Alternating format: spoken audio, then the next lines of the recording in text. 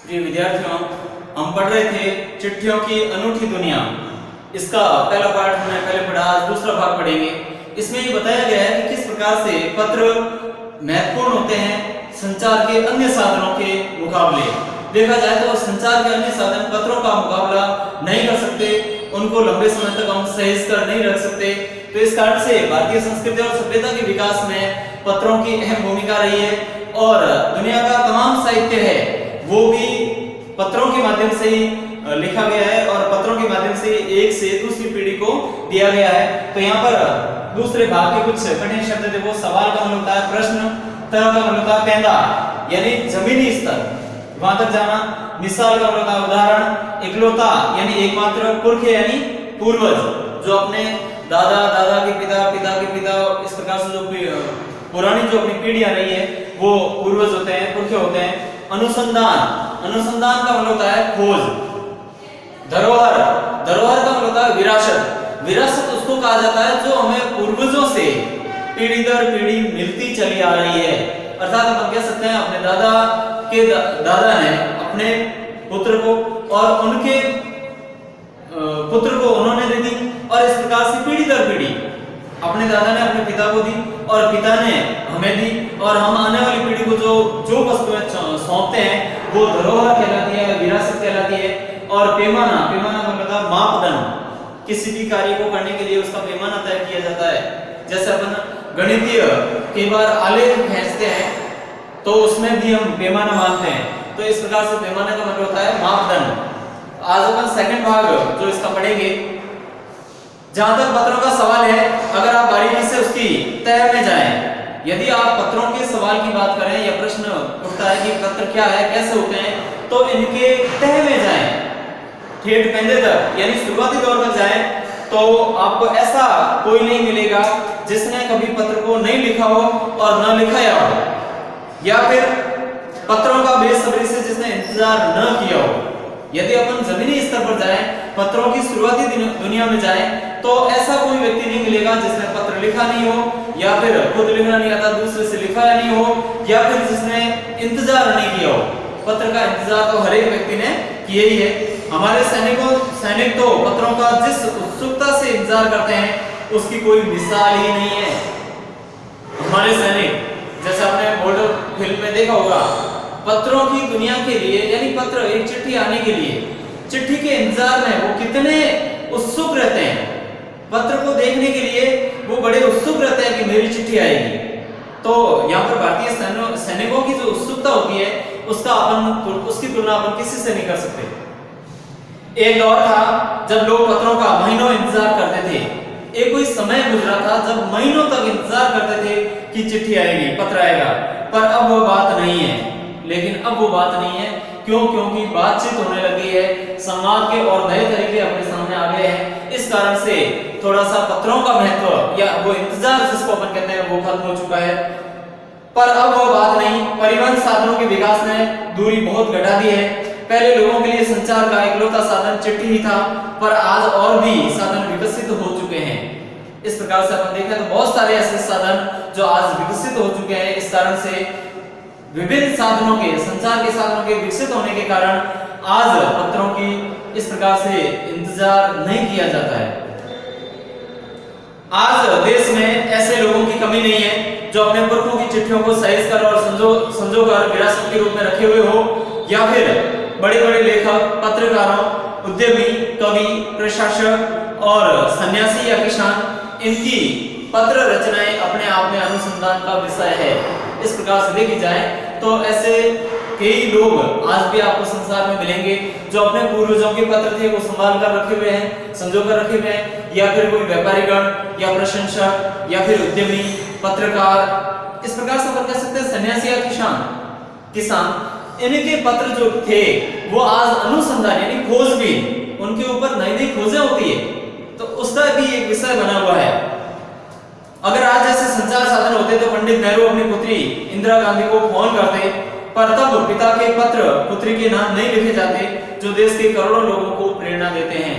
इस प्रकार से देखा जाए तो पंडित जवाहरलाल नेहरू, उनकी पुत्री इंदिरा गांधी, जो कि यदि उस समय फोन का प्रचलन होता तो पंडित नेहरू भी अपनी पुत्री को इंदिरा गांधी को फोन के माध्यम से संवाद हो जाता, जो कि पत्र लिखने नहीं पड़ते।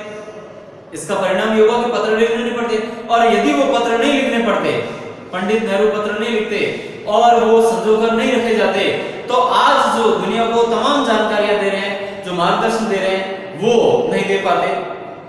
प्रेरणा का जो स्रोत बने हुए हैं, पंडित नेहरू ने अपनी पुत्री इंदिरा को पत्र लिखे थे, वो आज दुनिया के लिए प्रेरणा का स्रोत बना हुआ है, बने हुए हैं। पत्रों को तो आप सहेज कर रख सकते हैं, पत्रों को तो अपन संभाल कर सही ढंग से रख सकते हैं, लेकिन एसएमएस को, संदेश को आप जल्दी ही भूल जाते हैं। एसएमएस संदेश होता है, उसको तो हम जल्दी ही भूल जाते हैं।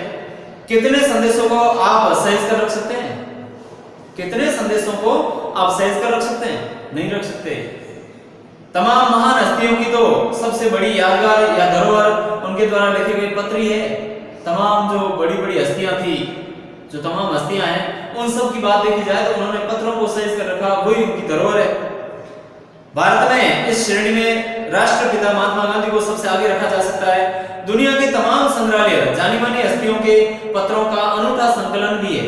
दुनिया की जानी मानी देखें अपन, विभिन्न संग्रहालय देखें, म्यूजियम जिसको अपन कहते हैं या लाइब्रेरीज कहते हैं, तो लाइब्रेरियों में जाकर देखें, पुस्तकालयों में जाकर देखें, तो विभिन्न जो इस प्रकार से महान हस्तियां थी, जो बड़ी बड़ी सेलिब्रिटी लोग थे या जो महान हस्तियां थी, उनके पत्रों को उन्होंने सहेज कर रखा है। तमाम पत्र देश, काल और समाज को जानने समझने का असली पैमाना है।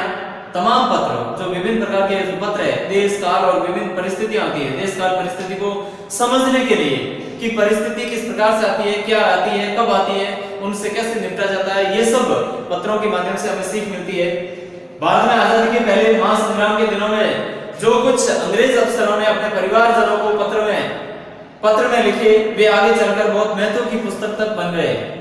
यहाँ जो भारत गुलाम था, उस समय स्वतंत्रता संग्राम हुआ 1857 के आसपास में, तो उस समय जिन अंग्रेज अधिकारियों ने अपने परिवारजनों को जो पत्र लिखे थे, वो पत्र भारत के लिए एक तरह से विशेष पुस्तकें बन गए थे और उन्होंने प्रेरणा का काम किया। इन पत्रों ने साबित किया कि यह संग्राम कितना जमीनी मजबूती लिए हुए था। अब इन पत्रों के माध्यम से भारतीयों को ये जानकारी मिलती है, या दुनिया के तमाम लोगों को जानकारी मिलती है कि किस प्रकार से 1857 का जो संग्राम था, भारतीय जो संग्राम था, वो कितना जमीनी था। अर्थात ये कह सकते हैं कि वो कितना मजबूत था, सुदृढ़ था। महात्मा गांधी के पास दुनिया भर से तमाम पत्र केवल महात्मा गांधी इंडिया लिखे आ रहे थे, और वे जहां भी रहते वहां तक पहुंच जाते थे। आजादी के आंदोलन की कई अन्य दिग्गज हस्तियों के साथ भी ऐसा ही था। कैसा था कि विभिन्न देशों से, भारत से ही नहीं, विभिन्न देशों से भी, दूसरे देशों से भी लिखा हुआ आता था। अपने राष्ट्रपिता गांधी को जो आजादी के आंदोलन के समय जो पत्र लिखे जाते थे, इतने लिखते थे महात्मा गांधी इंडिया, तो भारत में गांधी जी जहां पर भी रहते वहां वो पत्र पहुंच जाते थे। ये केवल गांधी जी के साथ ही नहीं, तो अन्य जो बड़ी बड़ी हस्तियां थी, जो स्वतंत्रता संग्राम के विभिन्न जो नेता थे, नेतृत्व करता थे, उनके साथ में भी इसी प्रकार से होता था।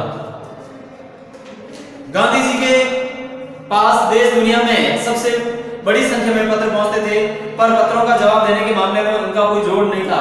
गांधी जी के पास में देखा जाए तो विभिन्न देशों से पत्र आते थे, लेकिन गांधी जी उनका जवाब भी सटीक देते थे और उनके समान उनका कोई मुकाबला नहीं करता था। यह कहा जाता है कि जैसे ही उन्हें पत्र मिलता, उसी समय वे उसका जवाब भी लिख देते थे। जैसे ही उनको पत्र मिला, उसी समय वे उसका जवाब भी लिख देते थे। यानी पत्र जैसे ही उनको मिलता, गांधी जी को जैसे ही पत्र मिलता था, वे उसका जवाब तुरंत अपने हाथ से लिख लेते थे। अपने हाथों से ही ज्यादातर पत्रों का जवाब देते थे। गांधी जी का ये उसूल था या नियम था कि वे क्या करते थे, अपने हाथों से उन पत्रों का जवाब लिखते थे। जब लिखते लिखते उनका दाहिना हाथ दर्द करने लगता था, तो वे बाएं हाथ से लिखने में जुट जाते थे। जब लिखते लिखते दाहिना हाथ उनका थक जाता था, तो वे बाएं हाथ से भी लिखना शुरू कर लेते थे। महात्मा गांधी ही नहीं, आंदोलन के तमाम नायकों के पत्र गांव-गांव में मिल जाते हैं। पत्र भेजने वाले लोग उन पत्रों को भी किसी प्रशस्ति पत्र से कम नहीं मानते, और कई लोगों ने तो उन पत्रों को फ्रेम कराकर रख लिया है। तो इस प्रकार से देखा जाए तो विभिन्न जो क्रांतिकारी थे, अपने भारत को आजादी दिलवाने के लिए जिन्होंने आंदोलन किया, आंदोलन में भाग लिया, उनके जो पत्र है, जो गांव-गांव में विभिन्न लोगों के पास में है, उन्होंने फ्रेम बनाकर भी अपने घर में उनको लगा कर रखा है, ताकि वो आने वाली पीढ़ी को इस प्रकार से धरोहर के रूप में दिया जा सके, उनको प्रेरणाएं मिल सके। यह है पत्रों का जादू। यही नहीं, पत्रों के आधार पर ही कई भाषाओं में जाने कितनी किताबें लिखी जा चुकी है, जाने न जाने पता नहीं कितनी ही किताबें विभिन्न भाषाओं में लिखी जा चुकी है। तो इस प्रकार से अपन देखें तो ये पत्रों की अनूठी दुनिया या चिट्ठियों की अनूठी दुनिया का सेकंड पार्ट अपन यही पूरा करते हैं। अगला भाग अगले वीडियो